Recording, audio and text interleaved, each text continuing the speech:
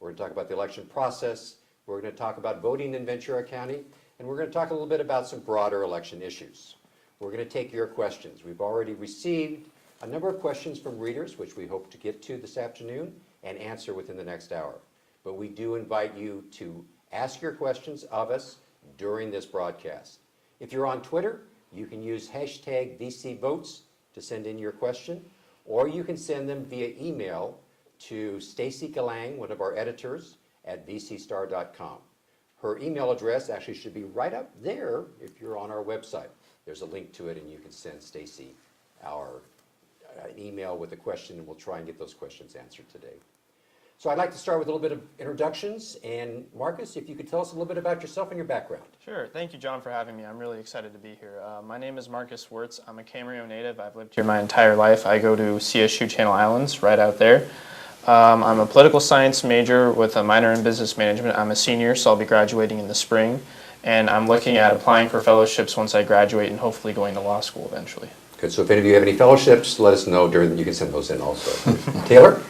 Thank you so much for having me, gentlemen. I'm thrilled to be here. I'm Taylor Halverson, a senior at Cal Lutheran, majoring in political science and minoring in history. I'm one of the presidents of the College Democrats Club at the university, which has been an amazing experience just in terms of, expanding my political background and getting more involved in the Ventura area.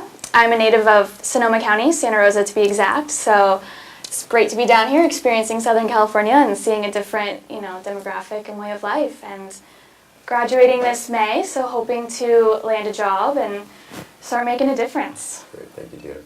Mark, you were elected to your second term as clerk and recorder in June. Give us a little bit of your background and talk a little bit about your preparations getting ready for this fall election. Okay, I'm Mark Lunn, the county clerk-recorder. I want to thank the Star very much for holding this today. My job as a clerk-recorder, one of the side hats I wear is a registrar of voters. And in that capacity, it's my responsibility to conduct federal, state, and local elections. I live in Newbury Park, California, as you noted. I just got elected in my second term. I've been a lifelong public servant. I spent 34 years in law enforcement before I decided to take another path of service and seek out the elected position of the clerk and recorder. And we are very busy, John. We've got 12 days to go into the election. Vote-by-mail ballots are out. Folks are making their choices as we speak now, and we are preparing for all the equipment in the 615 polling places I think we have this time around. So we're busy. It's a busy time in my office. Good. Any glitches so far as we get ready for November? No, the normal things about equipment that we have to test to make sure that the equipment is accurate and test that. No glitches there. That went fairly smoothly. Printing process went great. The mailing process went well. And hopefully it'll continue that way through Election Day. That's what our hope is. Good. Mark, your office just recently launched a new smartphone app. Could you talk a little bit about the app and why you're doing it and what we can do with that app? Well, we're very, very excited about this app. This is kind of a second step in the technology that we introduced. Back in 2012, just before the June election, we launched a brand new website. And the exciting thing about that website was the election night reporting. I know when I ran for the office, it was very difficult to get information off of our website. It was all there, all the information was contained there, but the folks that put that website together did it for employees' use and employee knowledge, not for the public, not for our clients. So we revolutionized the website, rolled that out, great interactivity. This recent app that we've released, most people get their online content off a portable device, off a smartphone or a tablet. So I thought, what better way than to get direct access to my office, where you can register to vote, where you can find out your polling place, when you can see who is coming up for election. You get directions, street by street, walking directions, just like you do with any other app that you find in Google or Apple. It's a very robust application, and the good thing about it is we've integrated push notifications now. So when we start with the election, and the first time that we release results is about shortly after 8 o'clock at night. After we release that, we'll have several more releases of vote totals as we get the information in from the polling places. Well, this device will tell you, instead of you having to think if you're at a party or having dinner, oh, I better check the elections results, it'll tell you. It'll say, look, there's been an update, please look. You'll be able to go to it. You'll be able to see your precincts, how many people have voted in the precincts, right in the palm of your hand. We're excited about it. This is the first election that it will be active for. And it's just one of many steps. I think we're going to see how this works. I'm sure it's going to work great. And the other parts of my office that I'm responsible for, like marriages and fictitious business names and things that people come to my office for on a daily basis, we'll probably start apps for those as well, like an I Do app. But technology is where it's at. And if you're not moving forward in technology, you're actually going backwards. And so we're excited and we're looking forward to the input. And anything that you see and all of our viewers are seeing here today that we can improve upon this app, we want your information. And you can contact our offices. We're at venturavote.org, and we'll take those recommendations. You can leave us an email. You can call us.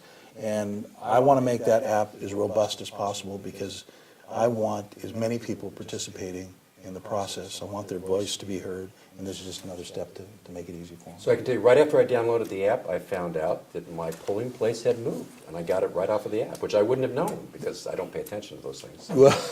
So I'm thrilled. See, I'm not, we do tell you in the sample ballot where your polling Well, I place is, know, I but can mo- find but it. most people miss that. That's right. And that's one of the beauties of this app, and it's right there in your hand, and there's very few keystrokes. It's a free app, by the way, that also makes it good.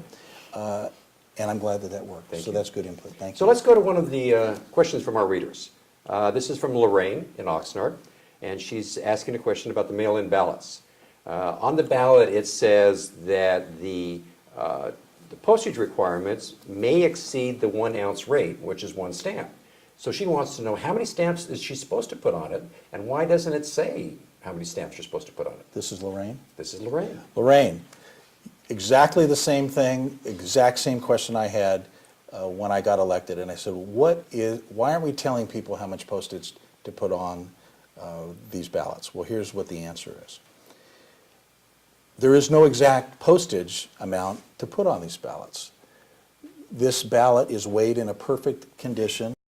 Humidity is set at a certain point. We already know from experience that ballots in Oak Park or Simi Valley weigh less than the ballots in Ventura.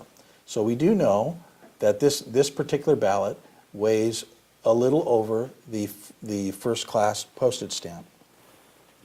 I can't tell you as a public official to put 2 stamps on it because now I'm telling you to put more than what the postage requires. It's probably about a 70-cent postage fee to get the ballot in.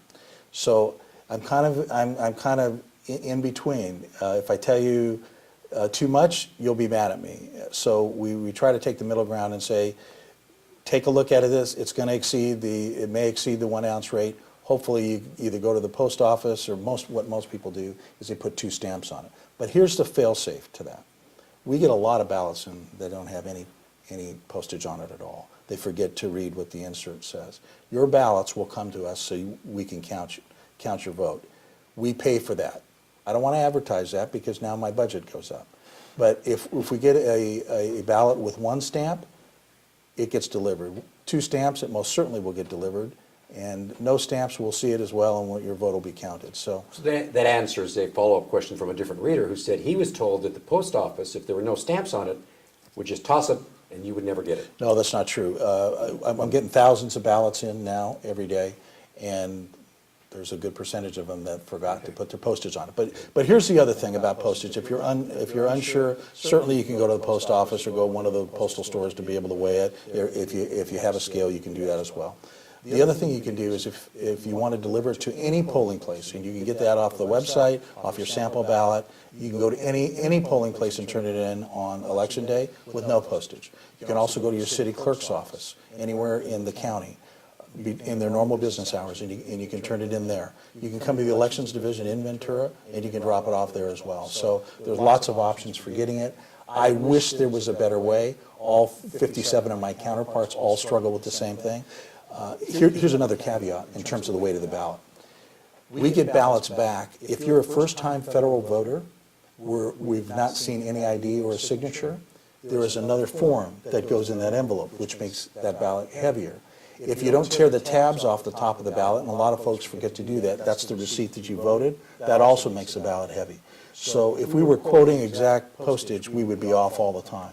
So it's the best we can do. So Lorraine had a follow-up question, which I think is the solution to your problem. She says, why should she put, why don't you pay for it? Why do we have to put stamps on our ballot? Why shouldn't it be postage free? Like probably many questions that we'll hear today, most of what we do is mandated by law. Okay. And so we're not allowed to do that. Now, we do have some mail ballot precincts, which, because of geographic location or size of a certain area where folks are living, they don't have the option. They vote by mail all the time because they don't have a polling place. We pay for postage both ways for that because the law allows that. But right now, we can't pay for postage on the way back because the law says no. All right. There was a story yesterday, Mark, about mail-in ballots and concern, this is a national story, about the number of ballots that, for many different reasons, are deemed insufficient for all kinds of reasons. Is that a problem here, or do you toss out a lot of ballots for various reasons that they're marked wrong, or there's some error in them that create a problem that you can't count those ballots? Yes, we do toss out or set aside. We don't toss them Right, out. no, I understand. We keep the ballots. There are some that are invalid for lots of different reasons. No signature is being on a vote-by-mail ballot is a primary reason why we will not count that ballot. But we make every attempt to try to get a signature from that voter. If it's early in the process and we get the mail back, and that's why we encourage you to mail early, we'll send a letter out and say, please, we need a signature on your ballot. Please come sign your ballot. There are folks that destroy their ballot by water, some sort of a process where the ballot is actually cut for that we can't read it. Folks mismark the ballot to the point where we can't find voter intent, but it isn't a lot. The good part is that most every ballot that we get back, we're able to count, and that's reassuring to us. So the no signature is probably the biggest reason why something is invalid, and if we can't get a hold of a voter in time, and we do have 28 days after the election to be able to verify that, then we can't count that. But it is a problem that all registrars throughout the nation deal with. And how many did you send out? We have about 234,000 that we sent out. And pretty good flow coming back so far? It's a steady flow, 4,000, 5,000, 6,000 a day. It's pretty comparable to what we've seen in years past. What's happened on my watch, and registrars throughout the state are seeing the same thing, and nationally as well. We are no longer seeing vote-by-mails come back at a rapid pace. It used to be the vote-by-mails would go out, and they would come back very quickly, and it led candidates and consultants to know when they needed to send mail to potential voters. That to use an overused word, paradigm has shifted, and we don't know why yet, but the political scientists will figure it out. They're coming back later and later, and what we're seeing is more and more ballots arriving to the election division later, and a huge number, a huge increase of ballots coming back on election day when people actually will take it into the polling place. I think some of that is the concern over the mail and the Postal Service, and they're worried about going to get there, and others that they like going to the polling place to get the best of both worlds, which I get questions all the time about, well, gosh, if we're at about the 50% mark, and we are here in Ventura County of vote-by-mail voters and poll voters, why don't we just go to all vote-by-mail? And my answer is, and there'll be some other questions that'll go along with this, is I'm not going to be that registrar that tells my father or others that want to, or you, there you go. I'm not telling Mr. Moore that he's not going to be able to go in and cast his ballot at the polls. Not when it's at 50-50. So. Great. Taylor, do you have a question for Mr. Lunn? Yeah, firstly, I'm just curious about what you perceive to be the biggest challenges that Ventura County faces in terms of registering voters, ensuring voter turnout, activism. Well, The beauty about Ventura County is we have a record number again. We've had 3 record numbers of registered voters. The totals are going up. We're about 432,000 registered voters now. We don't have a problem as far as that's concerned. We do have a problem in turnout. And it's not unique to Ventura County. The nation is suffering with the same thing. I think that a lot of the problems are not related to my office. My office is about process. And we concentrate on making that an open and transparent and an easy process to do.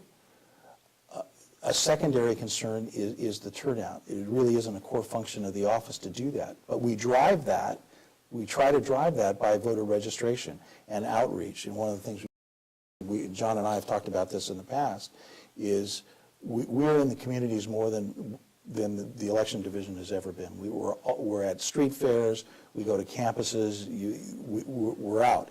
I think that has had a lot to do with the fact that we have an increase in registered voters in the county. And I'm hoping that registered voter increase will relate to the problem of voter turnout. I'm hoping that our app, where they find it's easy to vote, where they can look and they see that it's easy, will cause somebody to vote. And maybe one day, we'll be voting on that same thing that you're pulling up in your hand on that app. I think that turnout is a big problem that we have very little control over. We also see a lot of apathy from voters. You probably know people, and you guys aren't the ordinary. One is you're a Republican and you're in the Democrat club. You know people of your own age group that, first of all, it's tough to get them to register to vote, and second of all, it's even tougher to get them to come to the polls. And that's a dynamic that I think that political parties and groups and outreach will help solve the problem. So that's a big deal, and it's frustrating for me. When I'm the guardian of the process, Ventura County does not have a registration problem. They have a turnout problem. And what's the most precious thing that we do as Americans is vote. We transition power in this country without a shot being, and it's peaceful, and it's effective, and it's been going on for a lot of years. And it's frustrating to see that we don't have more people, instead of just being mad about what's going on out there, to come to do something about it. And, a single vote does count. I know there's a lot of things that say, my vote doesn't count. Every vote gets counted, by the way. Every vote gets counted. The vote-by-mail ballots that come in, obviously, they're all counted. They're all races where a single vote can turn a race. And so if everybody starts thinking about that, I'm not going to vote, the vote doesn't count, that's not true. It becomes even more true when there are offices that are further down the ticket that don't get the glitz and the glory of the higher end offices. School boards, for example. School boards are a pretty important office. Water boards. And those are like feeder systems for people that will usually seek out higher offices. So the votes that are important to you and the things that are important to you will put people in places that are making decisions that impact every part of your life. And hopefully your generation will understand that and drive that forward. We have hope.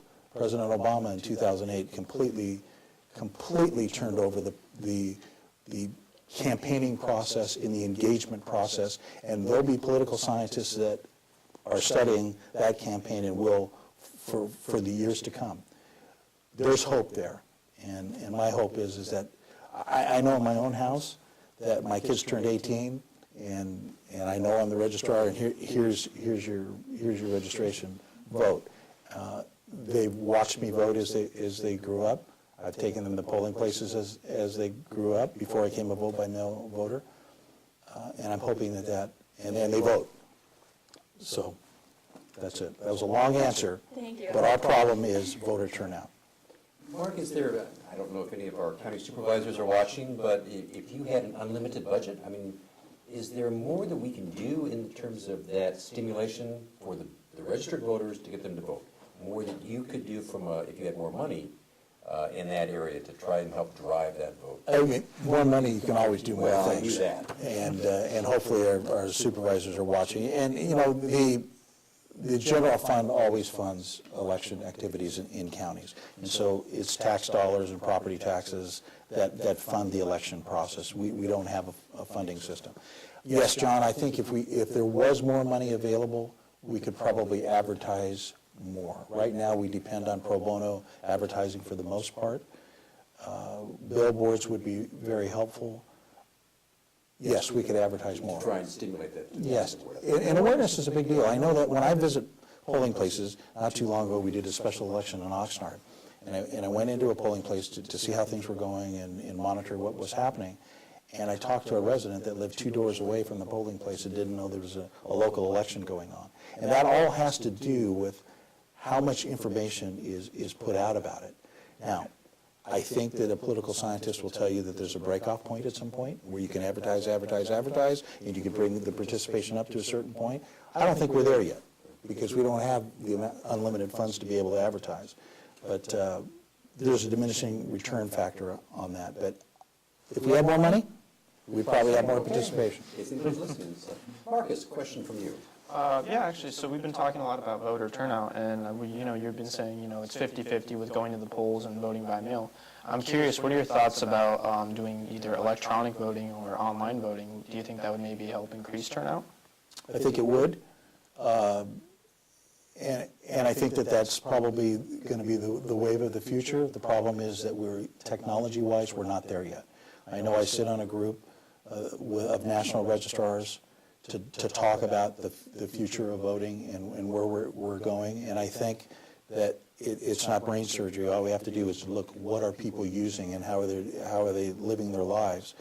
And the easier that we give them access to that, I think that the greater the participation is going to be. Electronic voting is not there yet. We still don't have a system where it's verifiable, that there's an audit system on it, that there's no approved system in California. That's another problem. There's 3 voting systems allowed in California.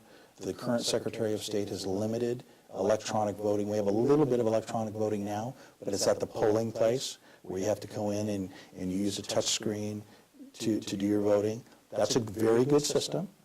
There's an audit trail that goes with that. That audit trail is secured. It's verified by the voter, and it's good. But it's primitive in terms of, I think, what the future is going to bring us in terms of voting. So I think we're going to get there, but there's like 3 different layers dealing with voting and elections in America. The federal government is the overriding body, then state government, and all of the 58 registrars in California were basically conduits of the Secretary of State's office. And that's a very important position. So somebody's thinking when you're talking about voting, Secretary of State, what do they do? Well, Secretary of State is the chief election officer in the state of California. He or she governs how elections are conducted in the state of California. So, Marcus, I appreciate the question because actually a couple of our readers asked the same thing, and their concerns, which I think you've addressed, Mark, is this issue of safeguards. And how do we find a way to safeguard that, and how do we find a way to sort of give me assurance as a voter, a verification of some sort that my ballot is being counted. And people are working on this right now to try and come up with some solutions. they are. There are actually some counties in the nation that have already started to do test programs on iPads. Their equivalent of the Secretary of State, whatever they call him, Chief Elections Officer, has given them permission to do that so they can study it. And we'll look at that, and we are looking at that. But my job is to, number one, is security for elections. And I am not going to want to implement a system that is not absolutely, unequivocally secure. Right now, we're living in, we're talking about hacks, and Target has been hit and Home Depot has been hit. The cloud is now subject to attack. So that's not on the top burner for me right now to figure out how to go to electronic voting until technology catches up from a security protocol standpoint. And your question brings another issue about what do we do with these machines and how are these machines secured, and are they capable of being hacked, And can they change the numbers in the machines? We have very, very computer programmers or programmers. They can pretty much do anything. So what we have to do behind that is to place check and balances in our protocols to prevent that sort of thing from happening. So the machines that go out to our polling places, every one of them, and it's complete now in the process of what we've been doing, getting ready, your first question, is to do a logic and accuracy test. And so we partition security on these logic and accuracy tests to make sure that nobody can predict or program, and if there was a conspiracy, and that's tough to do, and we'll talk about the conspiracy, there's a check and balance system. So our office establishes a mock election. And so the mock election isn't like any other election that we would see, the mark here for this candidate, mark there. It's actually, there's a numerical formula that we're looking for. Did it read candidate 1 got 3 votes, candidate 2 got 2 votes, candidate 3 got 1 vote. There's a numeric pattern that we establish.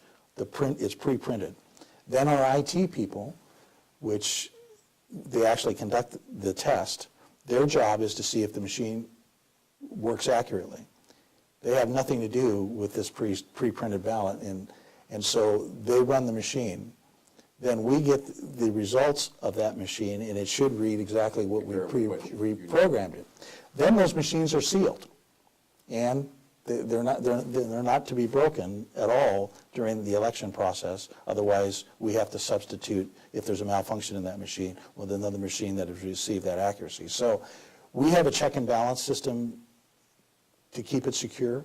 When we go to electronic voting, to your question, Marcus, I want to make sure absolutely that we are not going to get hacked, that you have the absolute confidence that your vote is secure and that nobody's going to come in to adjust that. And until that happens, we won't go there. This county won't go there. And I don't think that anybody in the state of California will go there as well. But we are open, and I'm certainly open, to any type of voting that is going to increase participation, back to your question, and to bring people out so their voice can be heard.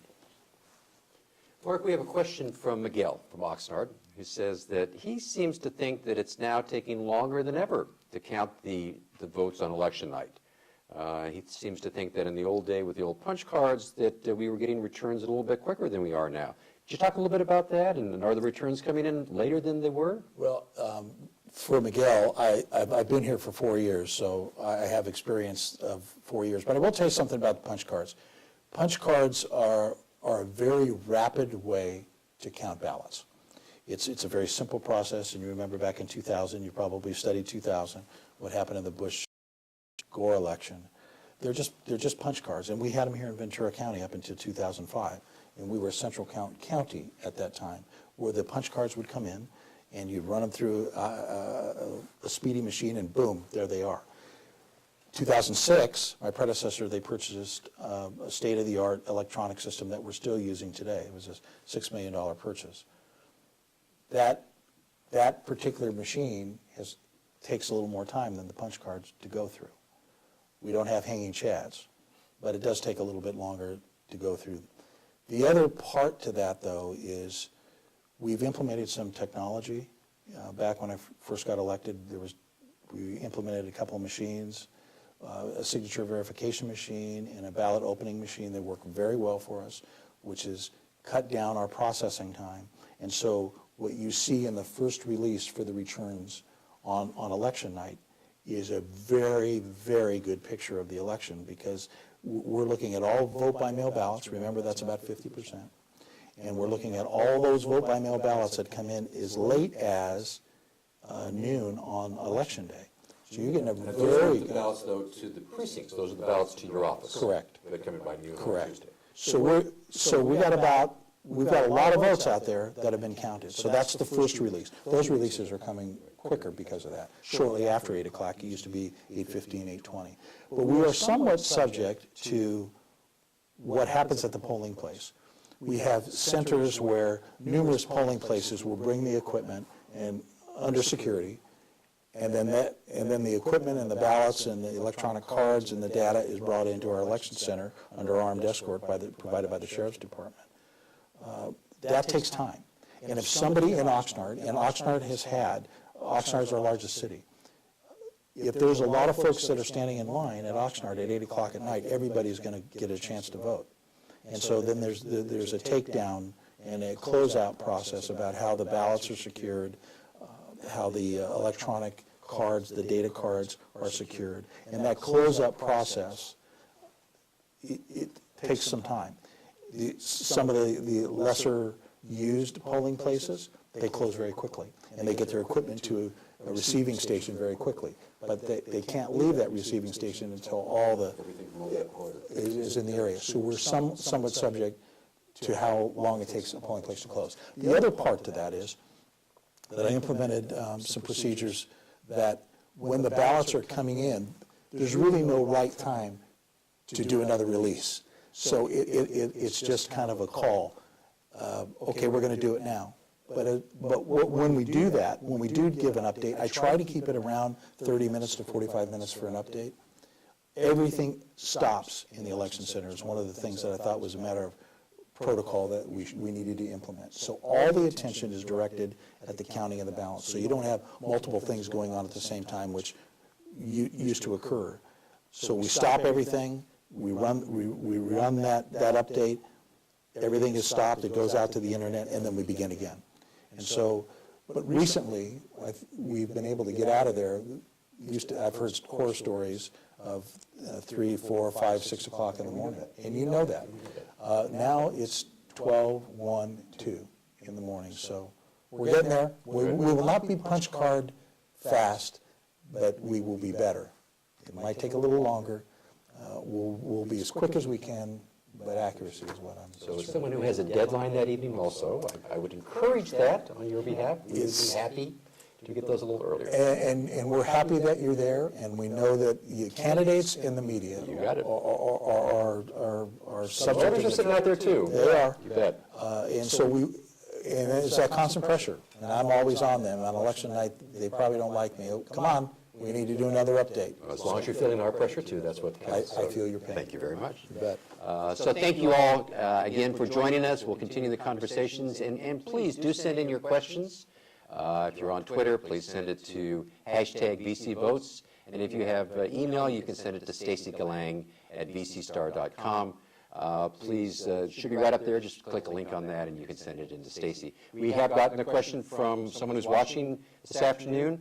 Daryl asks, why must the county recording office close at 3 p.m.? If a money problem, why not open later and close later to enable those that work to have to the website still in?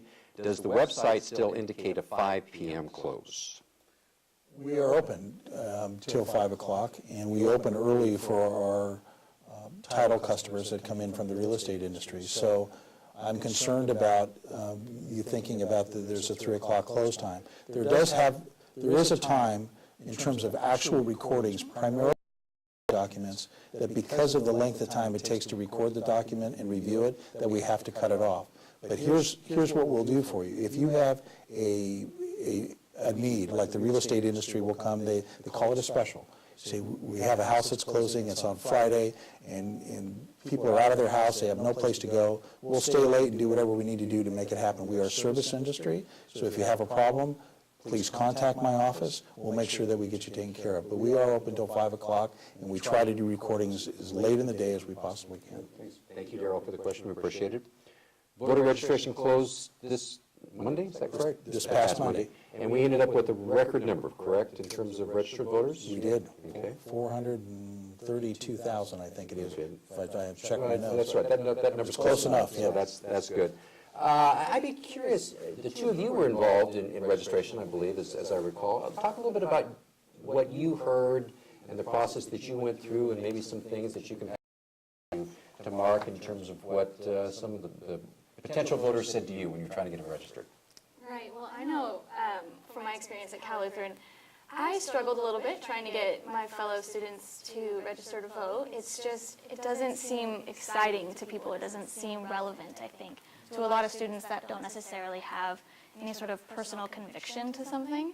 And they see it as something that their parents are involved in or their grandparents. And so I think my biggest challenge was just trying to make it interesting and relevant and trying to point out, you don't have to vote on something you don't believe in. You don't have to identify with a party to vote on an issue, to vote on a proposition, to vote in a county election. So that was my biggest struggle. But I'm looking forward to, trying to reach out to more people and encouraging them that there are so many potential, benefits to registering to vote. And, I just think reaching out to more students is really imperative right now. Marcus, your experience in trying to get folks to register? As far as the voter registration that the Channel Islands College Republicans do, we see a lot of apolitical students, a lot of political apathy. Kind of like how you were talking about earlier, it's that whole concept of, well, does my vote really matter? And it's definitely, we're seeing in California the biggest growing number of registered voters are declined state voters. And so I think a lot of people aren't happy with either political party. And, they see, college Democrats trying to register people to vote. They see college Republicans trying to register people to vote. And it kind of gives them that sense of, well, it's just another voter edge drive trying to get me to go out and mobilize for their people. So I think it's it's an engagement thing that we can work on, getting people to be involved and realizing that your vote does matter, whether you're a Democrat or a Republican, as long as you're in the process. That's something that is just really, that's the core value. They don't understand how far their vote really does go. You hit it right on the head, and both of you are perfect examples of how that is going to change to get them engaged. Look, face it, when you're in college, you have a whole bunch of other things that you're concentrating on. You got schoolwork to do, and you're figuring out how you're going to make the money work, and you got social things, and you're playing sports, and all that stuff. There's a lot of competing things out there, so it's hard to get their attention. But we have to stay on it. And you hit on something, Marcus. Haven't you seen in your registration that there's been a flee out of the major political parties? Absolutely. Yeah, I remember when I took office in 2010, the declined estate is what it was called then. It's now called no party preference. There's about 70,000 voters in Ventura County. It's over 90,000 now. And that's what we're seeing trend-wise, is that folks are mad at the major political parties, and they're leaving. And there's a good side to that as well, I think. And I'll take my registrar hat off for a bit. The good part to go into the no party preferences, and I know that you're the president of the club, and you are as well, is, I'm trying to be an optimist, is that those folks are engaged enough to say, you know what, I'm not happy with the ideology.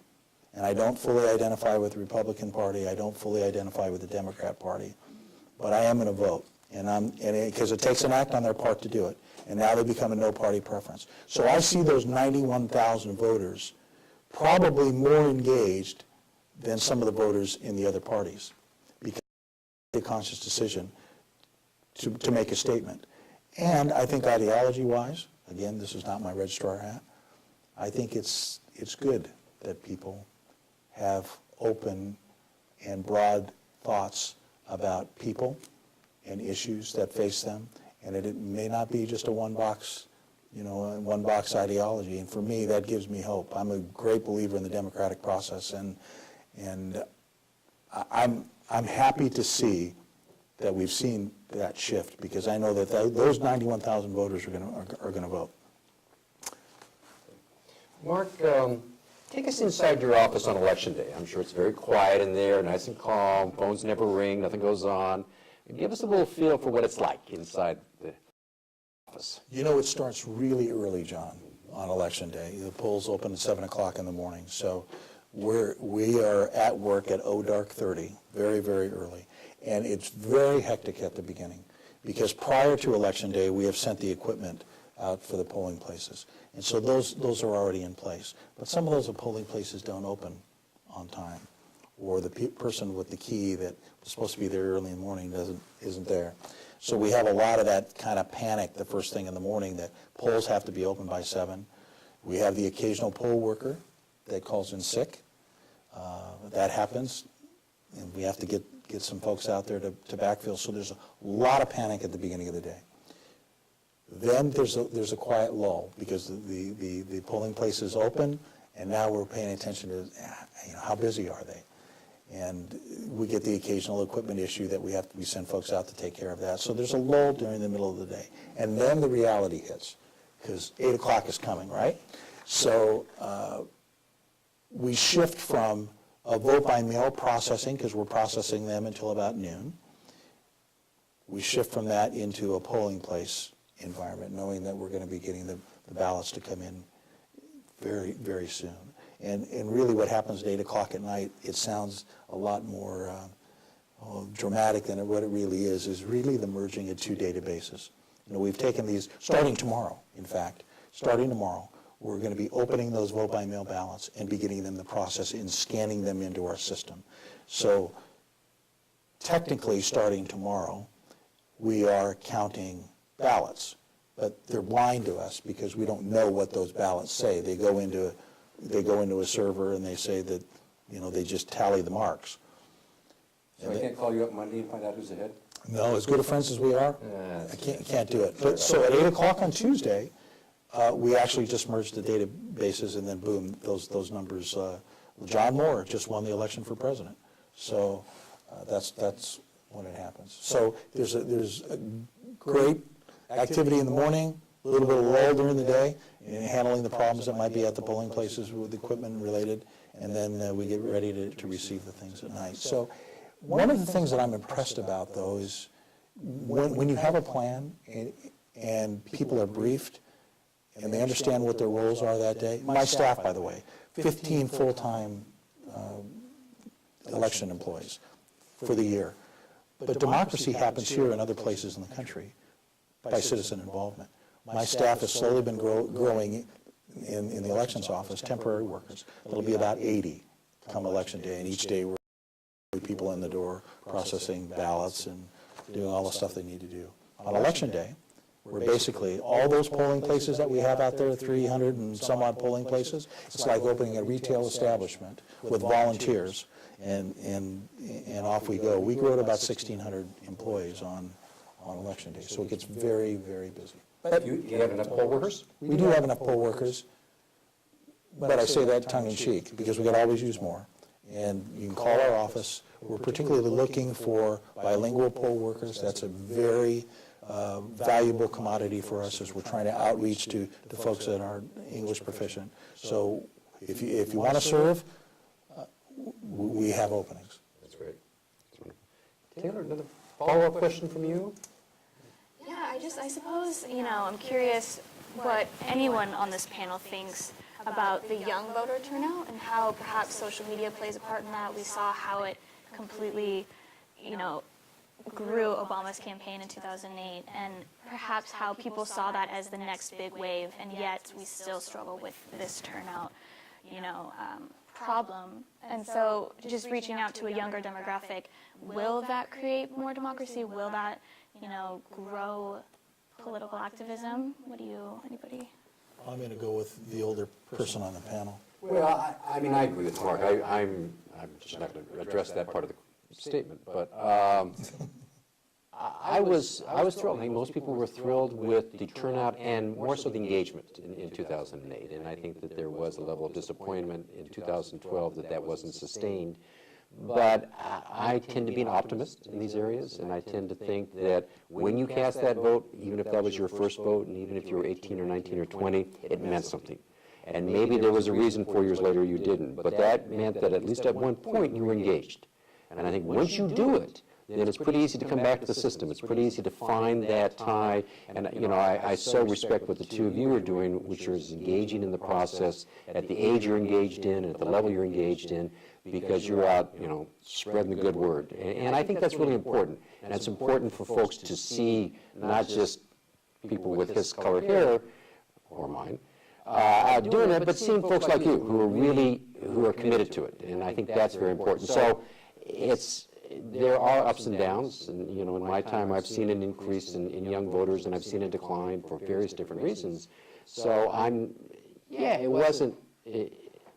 it was hard to see those numbers, 2 years ago, but I think it was understandable.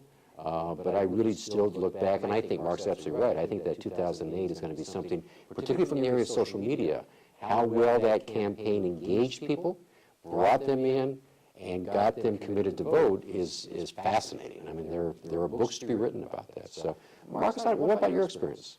Social media is a huge way to engage people. Obviously, with the trends we're seeing, Facebook is kind of on the decline, and Twitter and Instagram are what our generation, millennials, are mostly using. And I think with regards to the '08, social media is a way to just get people excited about something. Because it's like we've been talking about, there's this whole political apathy thing going on. Well, does my vote really matter? Well, the thing that obviously we saw in '08 was they engaged people on social media. They got people excited. They got people wanting to go to the polls. So I think if we use those kinds of platforms, I think if we use technology like the app, I think is a really fantastic thing that your office is doing. I think if we get more involved with online tools, with social media, and get people excited and make people want to be involved in the process, then we can really see that youth voter turnout go up again. Yeah, I'm excited, and I agree with John, because we saw what happened. It's out there. That model's out there. So it's happened once. So now all we have to do is repeat it. Ventura County, we've got a record number of registered voters. Something's happening there. And so I'm an optimist by nature, and I think that great things are ahead, and there's an ebb and flow. People are mad at government, people are not mad at government, you know, that sort of thing. But I think that the true key is when you hear the adage, you know, you're the future of America. You're the future of America. And so your efforts are going to help make these things change. And I'm exactly with you. Social media is going to drive it. We've got a lot of registered voters out there, so now we just got to get them out there and get them excited, and that's the way to do it. Twitter, all the other things that have come on the back of Facebook, I think, is what you will be doing and using to drive the vote, to rock the vote, or whatever they call it now. You got it. Mark, we have another question from one of our viewers. Lorraine is still watching us, and she wants to know why it's hard to get information about the judges who are on the ballot, and why aren't they on the sample ballot? How do you get information so you can really determine how to cast that vote? Boy, that's a tremendously good question. It's a tough one. And again, the law regulates what goes in that voter information guide. And unless there's a law that's passed that says that they can put the information in, it's not going to happen. I don't know why they don't allow it. Judges or state offices, they're state office holders. It's a very tough thing to do. But fortunately, we have stuff. I think there's a website called Judgepedia, and Google and Yahoo and all the other search engines. If you put Judge so-and-so in there, you should be able to get a lot of information back. It is a frustrating thing. When you talk about judge candidates and they run their campaigns, and you watch how they run their campaigns, judges can't say a lot about what they do. It's a very difficult campaign for them to run as a judge. Why? Because they can't express an opinion. Because if they express an opinion, they express it in public, and there's a case that comes before them with that subject matter, now they're prejudiced on what they've just talked about. Judges are very, very tough. Judges get elected every 6 years, at least here locally, the local judges are. The good thing about Ventura County judges is that you can put a candidate statement in here, and the judges, our local judges here, you can learn a little bit about them here locally by their candidate, look them up. The state judges, different story. It's frustrating. Mark, one of the things that a lot of us have been reading about and been in the news recently related to elections is voter ID law. And I'd love to get your take on what's happening in that arena and what your sense is of requiring voters to show some level of identification in order to vote. Well, you know, voter ID is a very hot political topic, and my office keeps politics at bay. I don't want to get engaged in that particular subject. A lot of states think it's good, and the state has to act on it to make it happen. There is not rampant voter fraud in Ventura County. One of the things we've done here is I have a voter fraud investigator. Yes, there's folks that attempt to do bad things when it comes to election time, and we catch that. It doesn't end up in a vote, which is good. It's political. Process for me is I think we have enough safeguards in place that we're okay. Now, if the legislature decides they want to pass a voter ID law, it's my responsibility to carry that out. I'm not going to be advocating one way or another because my opinion really doesn't matter. The legislature passes that law. So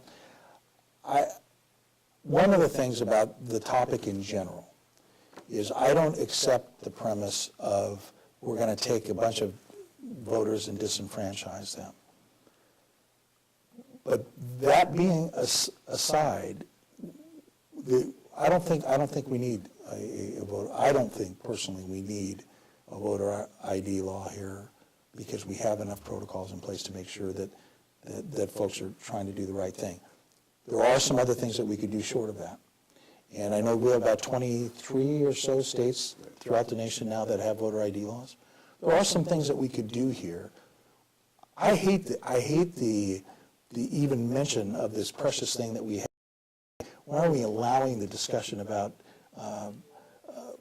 improprieties happening in the voting process? I don't even like to even hear that about our democracy. But there are some things that we could do short of that would be helpful in terms of verifying that the person that comes to the poll is the person that's supposed to be voting, such as a poll voter. You know, everybody's address and their name is outside a polling place by law. Law prescribes that. Well, there is no requirement, and you sign as a poll voter that you've cast your vote. There's no requirement by law to verify that person is, in this case, in my case, Mark Lunn or John Moore, was actually John Moore's signature or Mark Lunn's signature. A simple change in the law to require that would really kind of close any gap that we have there. So the legislatures is the wise mind. They'll figure out what they want to do. I don't think that there's, from what I get from my other registrars, there's a move to do it here in California. Personally, I don't think it's going to impact Ventura County elections one way or the other, but I hate the politicizing of the issue. So that's not my issue. Mine's about process. As students of political science, I'd be curious about your views on the voter ID law. Marcus? I mean, for me, the way I kind of look at it is, you know, you need an ID to go into a movie if it's rated R. You know, you need an ID to go get alcohol if you're 21. I mean, I just don't really see the whole point of it, you know, oh, just to be sure. Because, you know, there are cases of voter fraud that do happen. I had friends who, they live up in Newbury Park, and they had their, you know, their ballot stolen. And, you know, it's like, well, what do we do now? How do we prove that we haven't already voted? Stuff like that. So, I mean, having some sort of check, I mean, I'm not familiar with all the procedures and of things that your office does to ensure that people who show up are who they say they are. But, I mean, whatever is going to make the process as accurate as possible, I do support things of that nature. I would have to agree, you know, and I think it's interesting on our generations and that all of our personal information is somewhere on the internet. And so I think that creates a general hesitancy with us in terms of our identity. And so I do believe in, you know, requiring a voter ID just because, you know, I have so much information out there and so do my peers. And it's nice to know that in some regards and something that is so important to me is still held at a very high, you know, esteem. So as much as the farthest I would go politically is when I said that I didn't agree with the premise, based somewhat on the fact that folks live and work and get around in society pretty well, and they have to have some way to be able to do that. I just want to make sure that the voting process is completely free from all the bad stuff that humans do to other human beings. And if voter ID and the legislature feels that's the important thing to do, then by all means do that. I have a feeling that your generation is going to dictate where that goes. Right now, it's a Republican and a Democrat thing, which is an interesting, you know, statement from you. And then they want to make big hay about that, but they're forgetting about what's really important here is the sanctity of the vote. And if you look at the sanctity of the vote and how do we make that to be as secure as possible, which you alluded to, that's where we need to go. Marcus, did you have a follow-up question for Mark? Yeah, how, because I just talked about how I had friends who were, you know, victims of voter fraud. What sort of things can people do to, if they are victims of voter fraud, what can they do to basically combat that? Well, you mentioned that the vote-by-mail ballots got stolen, right? Yes. Okay. Somebody sent them in for them. Okay, and did the record show that there was a vote that was cast in that individual's name? I believe so. Because the check and balance there is that the signature is going to have to match. Mm-hmm. And so there's a lot of cases, the law is in the favor of the voter. We do very little at the elections division We don't cancel voters off the voter roll unless we get official notification from a government agency or from you that say, I no longer live here, I live in Topeka, Kansas anymore, or DMV tells us, or there's a death notification that comes through the Department of Health that tells us that. So there are ballots that go out that people are no longer living and they're at an address or that get stolen out of mailboxes.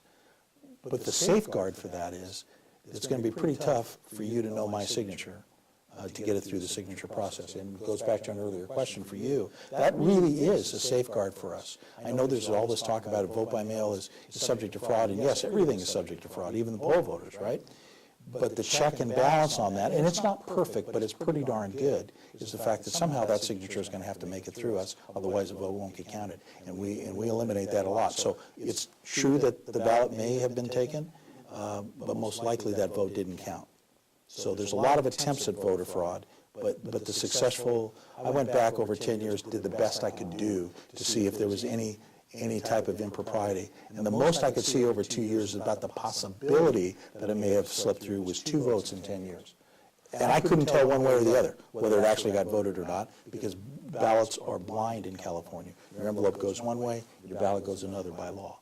So 2 votes out of 10 years is all I could see that were in question. And then the others that we catch, and we catch them all along, mainly has to do with registration or somebody that has signed a vote by mail ballot and the signature doesn't match. A lot of times that's a spouse or somebody else living in the house. They get the envelopes messed up, or it's a matter of time saving, and then we can see if, like, for example, a couple, they're registered at an address and Tom's name is on Sheila's envelope and Sheila's signature is on the other, so we knew what happened there, and then we count their votes and everything is good. But voter fraud, if somebody's a victim of it, call my office. That's if they have any question at all about I don't like this, whatever the thing is, if it's important enough to perk up on your radar screen, we need to know about it, and we'll look into it. We're getting close to running out of time, so I would just like to go around one more time. Taylor, any last thoughts from you? I think that in terms of what we've talked about so much today about shifting from party politics to issue-oriented citizens, I think that really kind of rallies around my generation, the youth, and I find it interesting because we were in high school when the 2008 recession happened, and those were formative years for us to create opinions and perspectives, and I attribute a lot of that to that recession and all of us kind of seeing what it did to our families, to our school systems, to the government, and I think it really changed the way we viewed party politics, and it shifted us towards this issue-oriented group of people, which hopefully will translate to better democracy, will hopefully translate to legislation that can really affect people in a positive way. So I'm looking forward to seeing, what translates from that. And Marcus? No, I definitely think a lot of the stuff we talked about today has been very informative because this is actually the first time I'm voting by mail. So I really appreciate being here with you and learning all that I've learned today. But I definitely think a lot of the things we've talked about engagement and getting people involved, especially I had no idea about the app. I think that app, I think it's a fantastic idea, and I think there will be a lot more tremendous things that will come and get people engaged in Ventura County. But I think a lot of the discussion we've had about getting people engaged and getting people involved in ways that we can transform the county clerk's office and using technology and stuff like that to get people informed and get people more involved, because there is the stigma out there that does my vote really matter? It's, we have to get people engaged, and it's doing things like having an app and promoting it on Facebook or Twitter or Instagram and doing stuff like that and getting people involved and getting people excited. That'll really help get people more active and involved, not only just in local politics, but in the political arena in general. So I think a lot of the discussion we've had today has been very beneficial. Thank you. Mark, closing thoughts? I'm just, our future's safe. You got it. I agree. Our future's safe. I appreciate the opportunity. Thanks again to the Star for doing this. We got to get out the vote. Election day is in 12 days. Thank you for what you're doing out there. Keep doing it, because America is a great place and great things are ahead for us. Thank you. So I would like to remind you all to please download the app, to go to venturavotes.org, which is the county website. Come to vcstar.com/elections. That's all of our election coverage, and we will continue our election coverage up to and through election night and the following day, both in print and digital. And you can read all of our stories there at vcstar.com/elections. So once again, thank you to all three of you for spending your lunch hour with us. It was great. It was a quick hour. Thanks to all of you for your questions. They were wonderful. We appreciate it. We thank you for your engagement. And lastly, please be sure and vote. Thanks again and have a great afternoon.